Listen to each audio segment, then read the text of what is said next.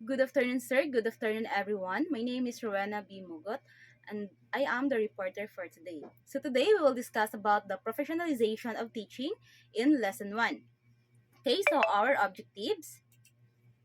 At the end of the lesson, the student will be able to discuss the important professions of being professional teacher as stipulated in PD 1006, RA 7836, and RA 9293.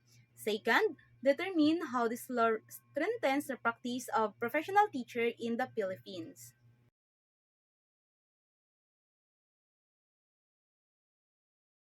Let us examine some excerpts from Presidential Decree number 1006 providing for the professionalization of teachers, regulating their practice in the Philippines and other purposes. So, so this specific laws was crafted. It's because before teaching was not considered as profession. When we say profession, you are not licensed. So you are not required to take board exam or specific board exams for your course and so on. So even though we people recognize that become a teacher or getting a teacher or degree in teaching, it is not easy. It is not easy because it requires you a long period of time like 4 years, 5 years, and so on.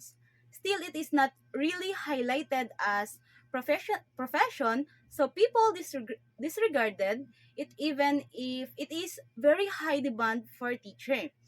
During this time, still it is not considered as profession. That's why the late President Ferdinand Marcos promulgated or crafted this law because he wanted to build to give a recognition to the vital roles of teachers in nation building. So that's why we have here Presidential Decree 1006. So what is Presidential Decree 1006? So of course, it's all about this. It's basically about providing for the professionalization of teachers, regulating their practice in the Philippines and for other purposes. It means you are given higher status, you are given them a recognition, you are given them the authority to really become a license in their profession. So, whereas the Constitution provides that all educational institutions shall be under supervision of and subject to regulation by the state, and requires that the state shall establish and maintain a complete, adequate, and integrated system of education relevant to the goals of nation or national development.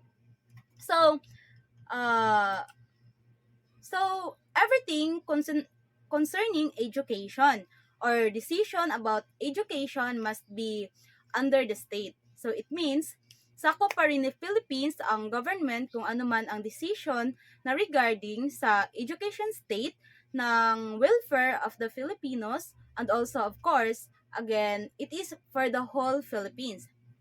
So um okay, the state shall establish and maintain a complete, adequate, integrated system or educational relevant to the goals of national development.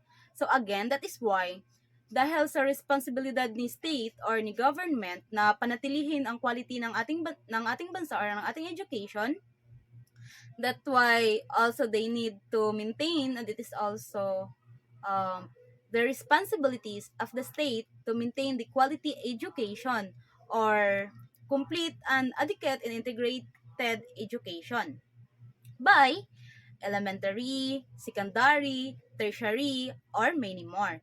It's because, again, it is for national development. Para rin yan sa bansa, para rin yan sa ating mamamayan ng Pilipinas. Whereas in the pursuit on this subject, the Department of Education and Culture has adopted ways and means of overseeing all educational institution in the country. So this what we know now as DepEd. So, 'di ba, before ang pangalan sa to ang DepEd, ang name sa DepEd kay dili pa siya DepEd. Ang pangalan ato sa una kay Department of what we call this one, Department of Education and Culture pala. So, Ngayon, before it was called a Department of Education and Culture, so since it is the responsibility of the state to take care of the quality of education that we provide, the state has department for that, and that is under DepEd or Department of Education Culture. Whereas the supervisory function of the DEC has been primarily beamed towards ensuring that the educational institution inculcate in the studentry love of the country, teach the duties of citizenship, and develop moral character, personal discipline, and scientific, technological, and vocational efficiency. So again, it is the responsibility of DepEd also, or DEC, or what we call the Department of Educational Culture, before to really assure that our student would really become a student who as really as people are citizen among with love of our country and also of our good citizen. Whereas, to implement these objectives, the institution have relied upon their teacher whose direct and continuing interaction with the young people and the children or make them potent forces for the development of proper attitudes among the citizenry. So, para maging isa katuparan itong ating sinasabi na develop student have love for our country, for the country who are morally disciplined at the same time. So, at the same time, have personal good attitude. Of course, we have here the vital roles of, or we need to recognize the vital roles of teacher, because teacher are the one who have directly conduct with the student and who are teaching the student to become potential forces for the development of proper attitude among the citizenry for or nakasalalay sa mga guro yung pag sa katuparan and the achievements of such goals of the objectives. So next is whereas this accounts for tremendous growth of teaching population, comprising in the civil service sector alone more than 300,000 teachers deployed all over the country. So this statement is expressing the acknowledgement or recognition of a significant increase in the number of teachers within the civil service sector. So specifically, it notes that the teaching population has experienced tremendous growth with more than 300,000 teachers now deployed across the entire country. So next is whereas to ensure that in the immediacy and urgency of teacher recruitment, qualitative requirements are not overlooked. It has become necessary to regulate the teaching profession. So this statement suggests that due to immediate and urgent need for teacher recruitment, there is a concern that the quality standard for teacher might be neglected. To address this, the statement argues that it has become necessary to establish regulation for teaching profession. So essentially, it emphasized the importance of maintaining high qualitative standards in teacher recruitment even in situations of urgency. So next is whereas although teaching requires a number of years of collegiate study, it is the only course that it has not yet considered a profession. So this statement highlights a perceived inconsistency in the treatment of teaching as a profession. Despite the substantial education requirement of several years of collegiate study, teaching is noted as the only field that, at least according to the statement, is not officially recognized as a profession. The implication is that there may be a need for reconsideration or reevaluation of the professional status attribute to teaching. So next is whereas in recognition of the vital role of teachers in nation building and as an incentive to raise the morale of teachers. It is imperative that they be considered as professionals and teaching be recognized as a profession. So this statement emphasizes the crucial role teachers play in nation building and suggests that in order to boost the morale of teachers, it is crucial to view them as professionals. The statement contends that recognizing teaching as a profession is imperative, indicating a belief that such acknowledgement is not only a symbolic gesture but also a means of providing incentive and support to educators. So since you already know the Presidential Decree number 1006, let's now proceed to the Republic Act number 7836 regarding the act to strengthen the regulation and supervision of the practice of teaching in the Philippines and prescribing a licensure examination for teachers and for other purposes. Section 1, short title. This act shall be known as the Philippine Teachers Professionalization Act of 1994. Section 2, Statement of Policy. So, in this section, Statement of Policy emphasizes the importance of teachers in the process of nation building and development through the creation of responsible and educated citizenry. And in order to achieve this goal, the state ensure and promote quality education and high educational standards through proper supervision, regulation, and the professionalization of the teaching profession. Just like, for example, through proper supervision, the state monitors school, curriculum, and teaching methods to maintain educational excellence. Next is Section 3, Objectives. In summary, these objectives aims to improve the quality and the professionalism of teaching profession, ensure that teachers meet specific qualifications, and maintain the quality and fairness of the licensure examination. Next is Section 4, Definition of Terms. So for the purpose of this act, the following terms shall mean. First is teaching. So teaching refers to the profession of working in elementary and secondary school classroom. It involves following the curriculum provided by the Department of Education, Culture, and Sports. And this job can be done on either a part-time or full-time basis in both public and private schools. Next is teachers.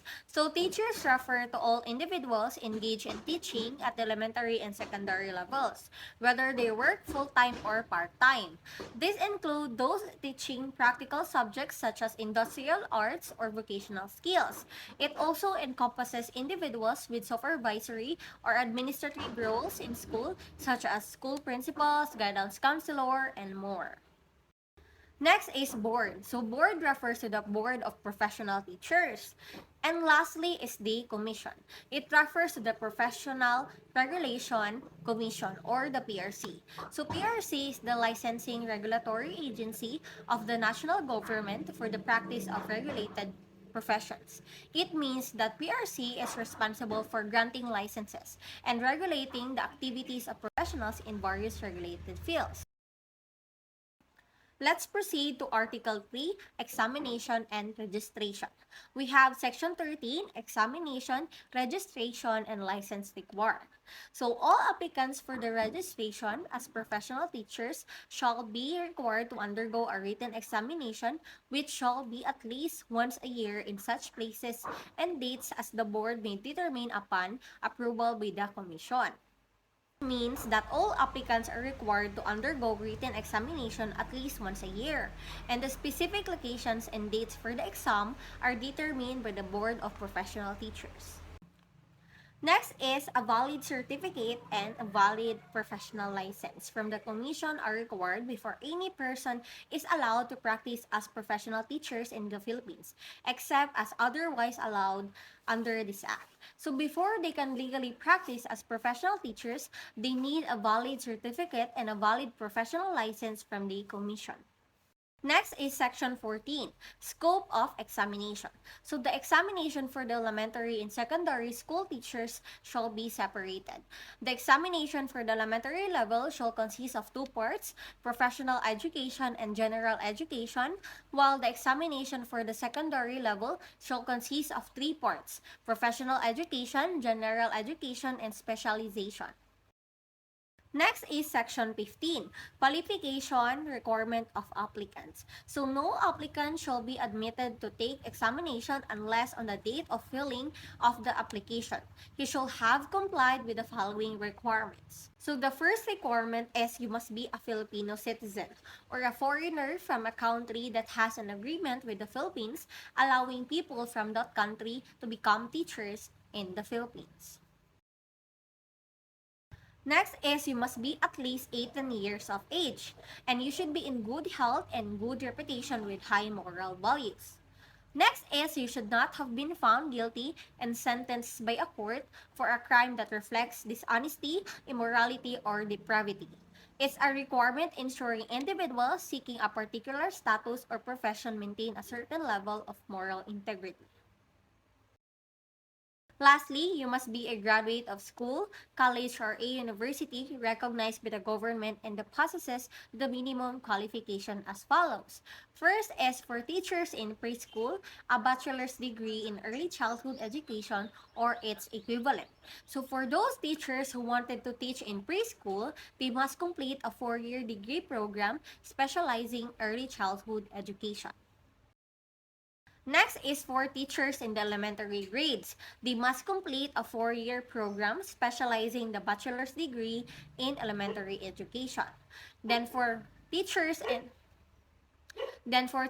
in secondary grades, they must complete a year program specializing a bachelor's degree in education or with a major or minor or a bachelor's degree in arts and science with at least 10 units of professional education.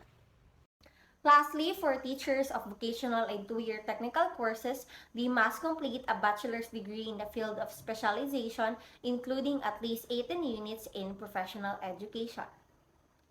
To continue the report of Ms. Loyloy, in Section 16, report of the result of the examination. The board shall within 120 days after the examination report the rating obtained by each candidate to the Professional Regulation Commission for approval and appropriate action. The board is responsible for organizing and administering the examination. Within 120 days after the examination, the board must compile and report the performance rating achieved by the candidate who took the examination. These ratings or results are then submitted to the Professional Regulation Commission or the PRC for approved and further necessary action. The PRC likely oversees the regulation and licensing the professional within a specific industry or field. This section outlines a timeline and process for the board to collect and compile and submit the examination results to the relevant regulatory body within a specific time frame. This ensures the transparency and accountability in the certification or licensing process.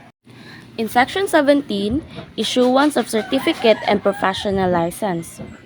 The registration process for a professional teacher begins from the date their name is officially entered or enrolled in a roster list of professional teachers. This marks the initiation of their official registration status. Once an individual meets all the requirements specified in the Act and fulfills the necessary conditions, they are eligible to receive a certificate of registration as a professional teacher. The certificate includes the full name of the registrant, a unique serial number, and the date of the issuance. It is signed by the chairman of the board, the chairman, vice chairman, and the member of the board. The certificate is stamped with the official seal, serving as a proof that the individual is authorized to practice teaching professional with all the associated rights and privileges. The issued certificate remains valid in force unless certain circumstances outlined by the law occur. This includes the instance such as withdrawal, suspension, or revocation according to the procedures established by legal regulation. This section delineated the procedural steps for a professional teacher to obtain their certificate and license, highlighting the requirements issuance process and the ongoing validity of their certificate, subject to compliance with the law and regulation governing the practice of the teaching profession. In Section 18, Oath Before Practice. In Section 18 specified a mandatory requirement for all the registered individuals intending to practice as a professional teacher. It stipulates that every registrant must take and fulfill the professional oath before they are permitted to engage in practice of teaching. This requirement emphasizes the significance of commitment and adherence to the principles, ethics, and standards set forth by the profession. Taking the professional oath signifies a solemn declaration to uphold the values, responsibilities, and the ethic conduct expected within the teaching profession. The oath serves a formal commitment symbolizing the individual's dedication to the role as an educator. In Section 19, Periodic Merit Examination of Teacher. This outline a provision aimed at fostering the continuous professional growth and development of a teacher. It introduces the concept of periodic merit examination, designed to complement the assessment of teachers' performance rating and serve as an additional criterion for merit-based promotion within the profession. According to this section, teachers are given the opportunity once every 5 years to participate in an oral and written examination. The purpose of this is to assess and evaluate the professional knowledge, skills, and competencies of a teacher beyond their regular performance. It aims to recognize and reward teachers who demonstrate ongoing commitment to their professional development. Importantly, this examination is not contingent upon a free payment, ensuring that teachers are not financially burdened when seeking opportunities for merit-based promotion. It signifies a commitment to, to facilitating and encouraging the continuous improvement of teachers' abilities without imposing financial barriers. Section 23. Revocation of the certificate of registration or license and suspension from the practice of the teaching profession. If an individual is convicted of any criminal offense, it can lead to the revocation or suspension of their teaching certificate or license. A court's declaration of individual being mentally unsound or insane by a competent jurisdiction could result in revocation or suspension of their certification. Instances of serious malpractice, gross incompetence, gross negligence, or serve lack of understanding or knowledge in the practice of teaching can lead to the revocation or suspension of their certificate. The use of fraud or deceit to obtain a teaching certificate or professional license is ground for revocation or suspension. Any violations of the Code of Ethics for professional teachers as well as any stipulation within the Republic Act governing teaching can warrant the revocation or suspension of the teaching certification or license. Unjustified or willful failure to attend essential seminars, workshops, conferences, or continuing professional education programs as required can also lead to revocation or suspension of certification. Each of those listed conditions serves to maintain the integrity and standards of the teaching profession. It ensures that those entrusted with the responsibility of educating uphold ethical conduct, professionalism, and competence. Revocation or suspension in the outlined circumstances is intended to safeguard the profession and ensure that only qualified and ethical sound individuals continue to practice as professional teachers. Section 27, Inhibition against the practice of teaching profession. This provision highlights the significance of formal authorization and professional recognition before an individual can undertake the responsibility associated with teaching. It essentially prohibits anyone from teaching or assuming a teaching role, whether in educational institution or position that require teaching, without the proper credential as mandated by the Commission. The emphasis on obtaining a valid certificate of registration and professional license underline the importance of meeting an established standard, qualification, and criteria set forth by the regulatory body. This ensures that those entering the teaching profession have met the necessary educational requirements, demonstrated competence, and adhere to the ethical standards set by the Commission as regulatory safeguard, ensuring that only qualified and licensed individuals are authorized to undertake teaching roles, thereby upholding the quality and professionalism within the field of education in the Philippines.